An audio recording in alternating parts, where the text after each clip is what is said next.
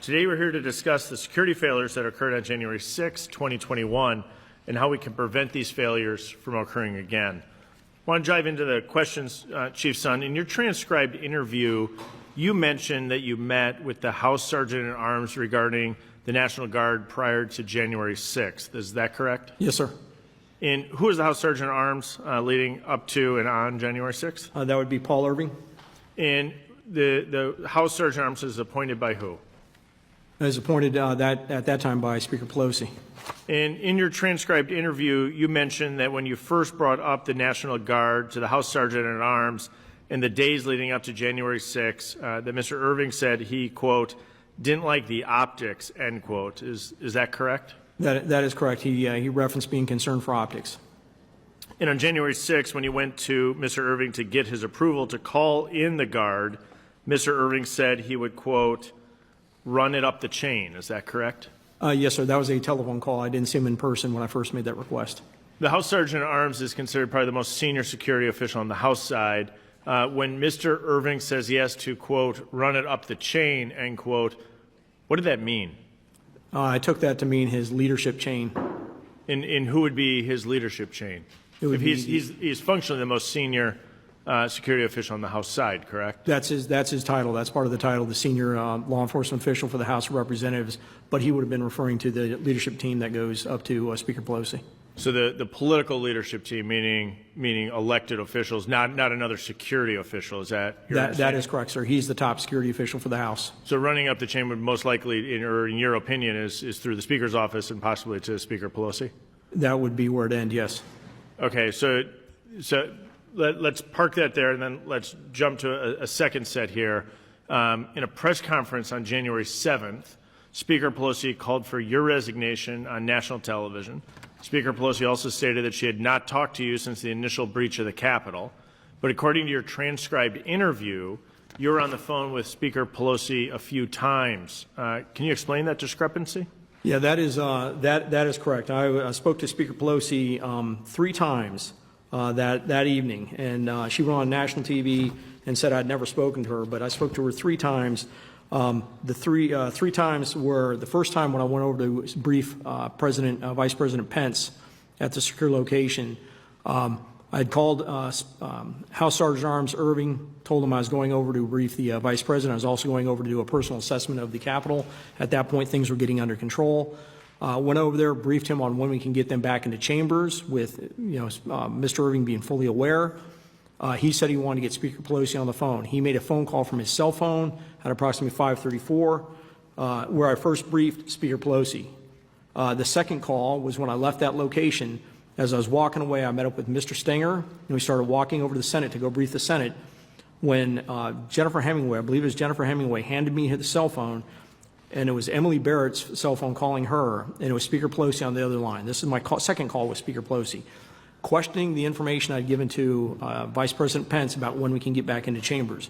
I assured her that information was correct. I could get them back into chambers by 7 p.m., and the call ended. That was call number 2. Call number 3 was 6:25 p.m. I was over at the Senate from the secure location, from where the Senate had been sequestered, and on a cell phone using Robert Karam's cell phone, they dialed leadership, who was over off-site at a secure location, and I briefed all of the leadership of the plans to get them back into chambers. That would have been call number 3 with Speaker Pelosi. So you didn't have 1 call, you didn't have 2 calls, you had 3 calls. So Speaker Pelosi's comments that she didn't speak to you are inaccurate. That is correct, sir. Chief Sund, you previously testified on January 3rd, 2020, or on January 3, 2021, 3 days before January 6, you met separately with House Sergeant at Arms Paul Irving and Senate Sergeant at Arms Michael Stenger. And you asked them to approve a request for National Guard assistance on the 6th. Now, this is on January the 3rd. I believe this was in your book that you met with both Stenger and Irvin and requested National Guard assistance to be ready on the 6th. Can you explain what happened in those 2 meetings with Irving and Stenger? Absolutely. So on the morning of the 3rd at 9:24 a.m., I specifically went to see him because I know what a big deal it is to have National Guard come and assist us on the Hill. I went into his office again, 9:24 in the morning. went up and immediately went up and said, hey, I'd like to bring in the National Guard to support me on, to assist me on the perimeter. Because when we have a joint session of Congress, it takes a lot of my personnel inside. But immediately, as soon as I asked him, his first response was, I don't know, I don't like the optics of that. And his second response was, besides, the intelligence doesn't support it. He immediately, then we began talking. He said, have you reached out to Mike Stinger on this? I said, no, I have not talked to him about it yet. He said, why don't you talk to Stinger and see what he has to say? So then I left, went over to Mike Stinger's office at 9:35 in the morning, walked into his office. He wasn't there. I came back. He showed up at 11:13. I showed back up at 11:53 and went in to immediately ask him, I'd like to request the National Guard. He said, let's come up with another idea. Why don't you call, do you know somebody at the National Guard? I said, yes, sir, I know General William Walker. He said, why don't you call Walker and see if we need them, how quickly could they get here, and how many people could they send us? So I called William Walker 6:14 p.m. that night. He told me they have 125 people assisting with COVID response. He could reallocate those fairly quickly once he got Secretary of Defense approval and send them over. Okay. When you met with Stinger, had Irvin given him heads up that you were coming to ask for National Guard? Yeah, later on, after January 6th, specifically on April 8th, I went and had lunch with Mike Stinger. And I asked him, because it was kind of unusual. He came up with that idea so quickly when I went walking in. And I asked him, I said, Mr. Stinger, you came up with that response fairly quickly for me to call General Walker. And he had told me Paul Irving had called him ahead of time and said, son came here looking for asking for the National Guard. We got to come up with another plan. Pelosi will never go for it. I was floored by him saying that.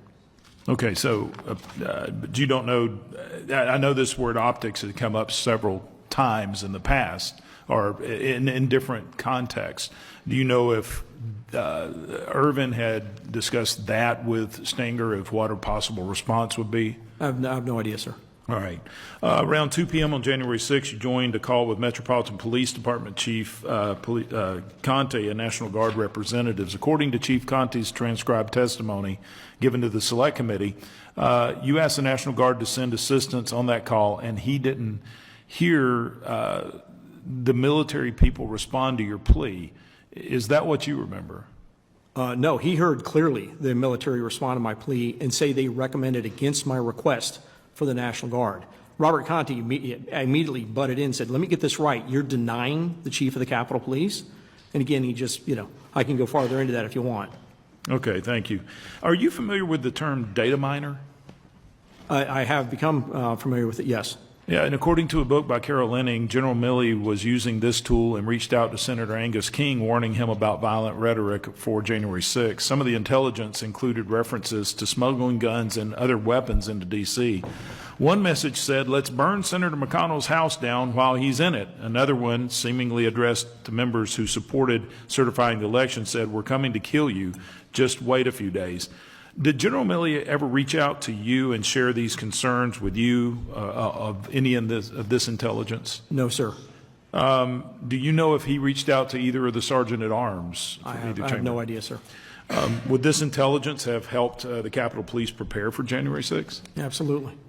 At 1:30 p.m. on January 6th, we watched as the Metropolitan Police Department began to employ officers to support the Capitol Police.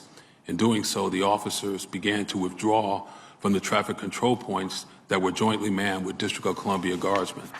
At 1:49 p.m., I received a frantic call from then Chief of United States Capitol Police, Stephen Son, where he informed me that the security perimeter of the United States Capitol had been breached by hostile rioters.